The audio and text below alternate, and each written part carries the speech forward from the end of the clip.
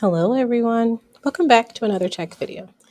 Now if you're new here and haven't followed this Facebook page or subscribed to our YouTube channel, don't forget to tap the follow button on Facebook and or the subscribe button on our YouTube channel to see more MCPL content.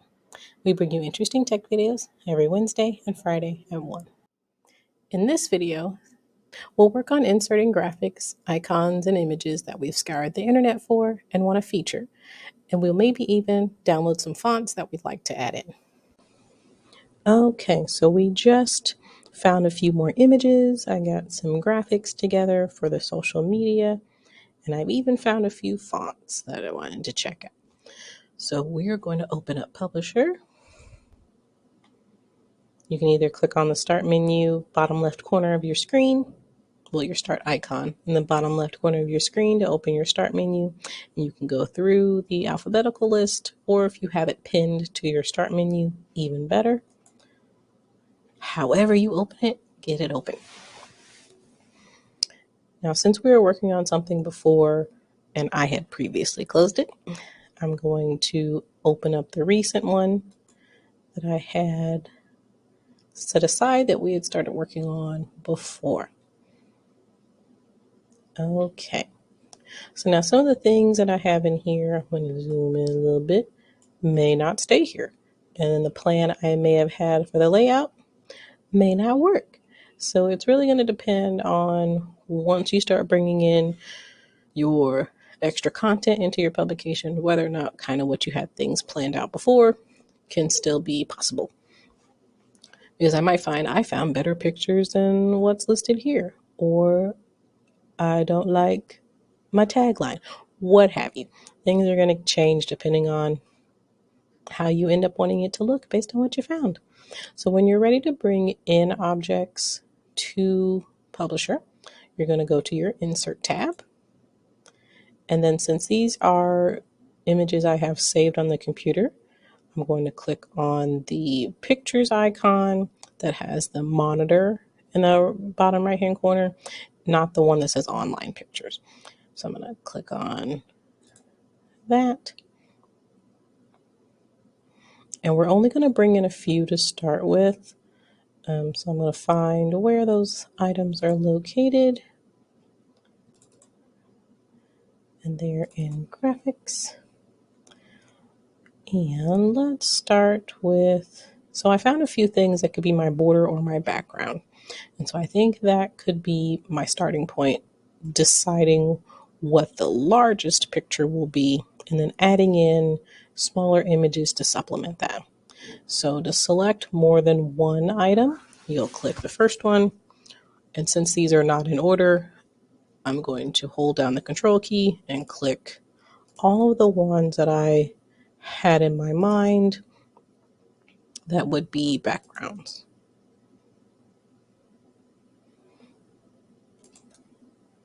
Okay, so it looks like it was those. So I'm going to click Insert. And when I bring them in, it's going to put them over in the scratch area. So that way they don't come in and overlap on anything.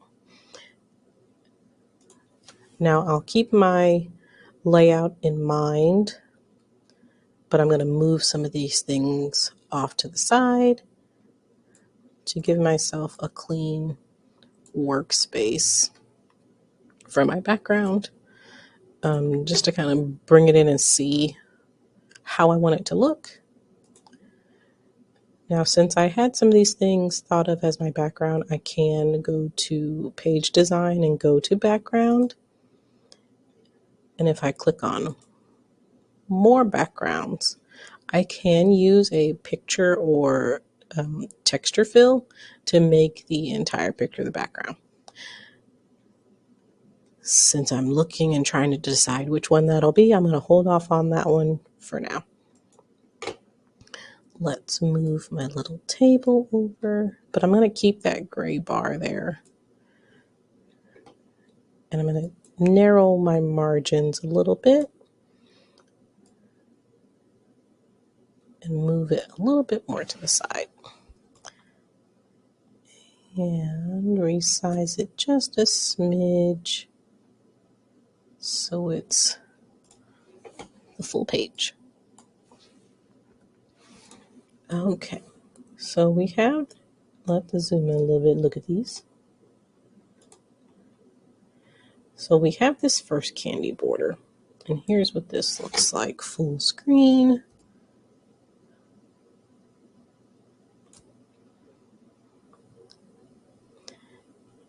So there's that one.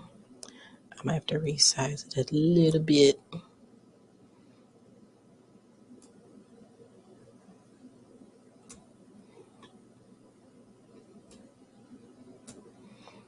And so what I could do is everything I've got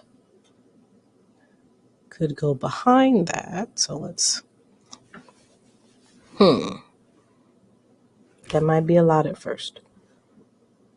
So probably not this one. Now these three are going to be full background. So I'll save those for just a moment and try this other frame. Now this one looks like it is set to be landscape.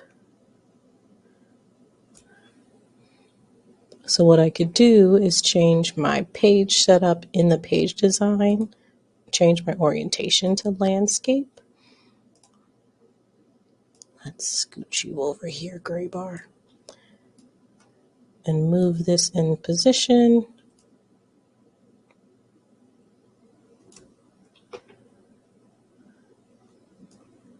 To see if I like it.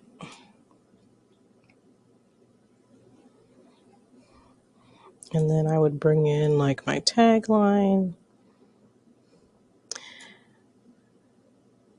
Whoops. And using some of these contextual menus, I want to bring this forward. And then move this to the back. Now, the good thing about Publisher is once you put everything together and you group it, you can save it as an image, even if it doesn't reach all of the border of your workspace. It doesn't really necessarily need to. Now, if it's something that you're going to be printing, you might want to consider how much white space you're leaving around your images. But since I'm putting this on social media, I can just save it as a picture once I get everything in position, select everything and group it together. I can save it as a picture and upload it that way. So that's kind of my end goal.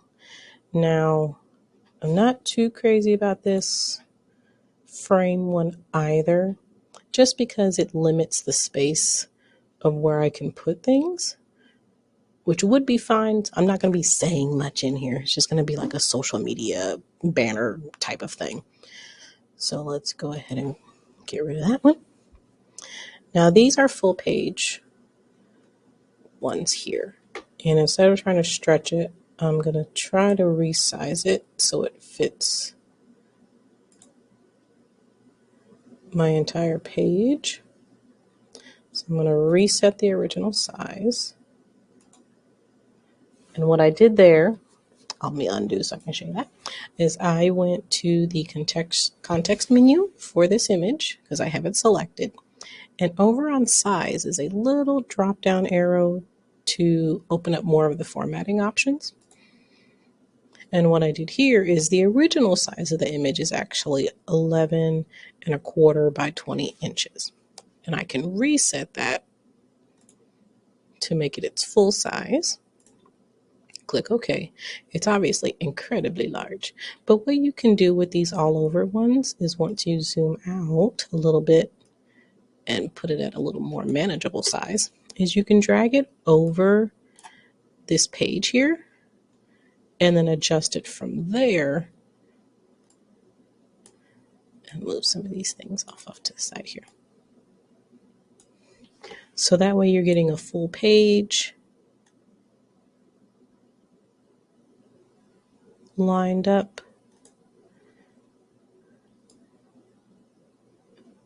There we go. And then you can crop it down once it's lined up where you need it. Make it big. And so this kind of helps with distortion because sometimes images, as you start to make them larger, will start to pixelate, and then that's not very good quality. So to try to eliminate that, I made it really large to cover the entire space, and then I'm going to move it down based on how big it needs to be. And so when I click on crop, as I start moving it, you can see underneath where the borders of the page are. So I can get them right up to where it needs to be. Or you can just automatically do it over in the size, but I'm a control freak and want to do it myself. That way, and I think, yep, we got the bottom. And even if it's overlapping a little bit, that's okay, because I'm going to end up just saving it as an image anyway. And now I've got a full page sheet. Now, since I'm going to be putting things on top of this, I probably don't want something like this to be as bright as it is, because it could make some things difficult to see once they're brought on top of it. So yes, I have this and can change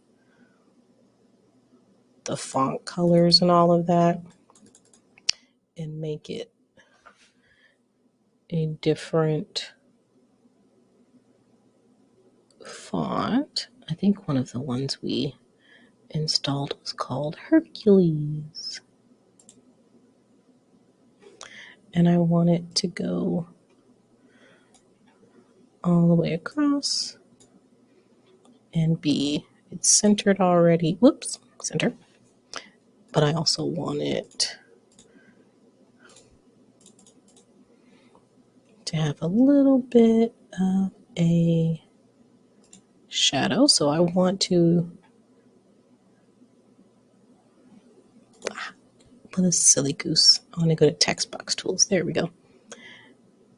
And I want to do text effects, find a shadow to put behind it like that, and maybe change my fill for now to something. Wait, it's very hard to read, but I would need to do a lot of extra formatting and editing to try to get this one to work. So sometimes what I do is I click on the entire image I'm putting something on top of, and I go to the picture tools, and then I go to correction. And sometimes you can make it a little bit dimmer. It's not ideal, but if you kind of change your background to how bright this is and kind of color correct it a little bit, that might help if you're putting something on top of it. I can even come to picture styles and kind of check out what's here. I don't think any of that's going to work with what I'm doing, but that's an option. So sometimes adjusting and recoloring, like that made it brighter. That's not the best one, so I think it's a little dim, but that's okay. So that one is an option too. Now, since you already have this adjusted based on the size of your canvas, and you have these other ones here that you want to try to test out, instead of redoing that whole thing where you blow it up and crop it down, you can right click on one of your images and apply to background and do fill. And so since we need to get rid of this one, we're going to delete it, and you'll see that the other one is behind it. So that's a pretty easy way to do that as well. And if you're like, that one's not as bad, let's try the other one. Right click on it, apply to background, fill. Now that one's a little bit darker, much better. I'd be able to do a few more things with the text with this one because the background's a little bit darker. I can even go to page design, go to my background, more backgrounds. Right now it's set at that picture fill, and I can kind of increase the transparency of it.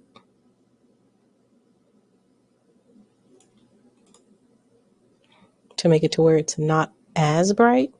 It can be kind of like a faint background. So let me go, let's see what, 52%.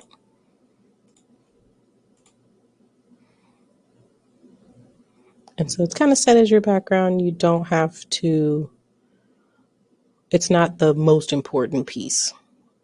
And so the things that you're putting on top of it are a little bit more important in the background, making sure those things are visible. So let's bring in a few more of our pictures. We're going to settle for this background for now. So let's remove those pictures. And then let's bring in our social media icons. Let's try these. And then let's bring in a few of the options we have in here. So we've got that, this, the milkshake. There weren't a lot of milkshake options that kind of fit what I was looking for either. All right, so for our social media, we had that table there before to make sure everything was in line, but we're going to go ahead and drag some of these things on over.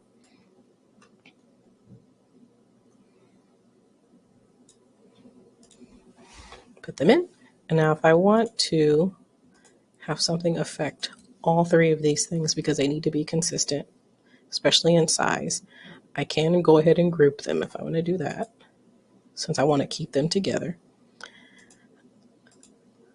What I want to do is apply a style to them to kind of make them look all the same. So give them little shadows. If I want to color correct them, I definitely don't want to do that. So we're going to undo that. And then I make them a little bit smaller. Whoops. And go up a little bit.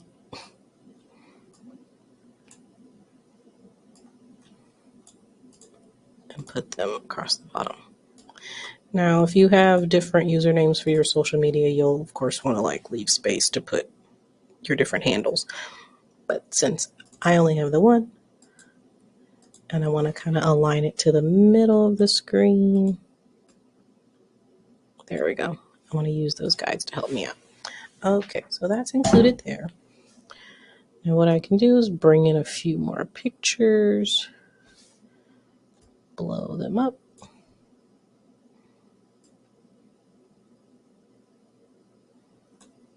That there. Oh, don't want to forget about my store name. And since this is this,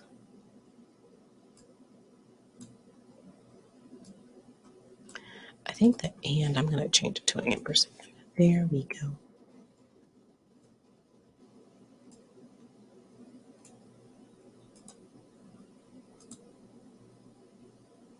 It says it's centered, but I don't believe it. So I'm going to move this down to a second line because that does not look centered to me. So I'm going to go to text box, center it in the text box. Yeah, that's, oh, I have to bring it forward because it was sitting behind this image. There we go. And let's make it a little smaller.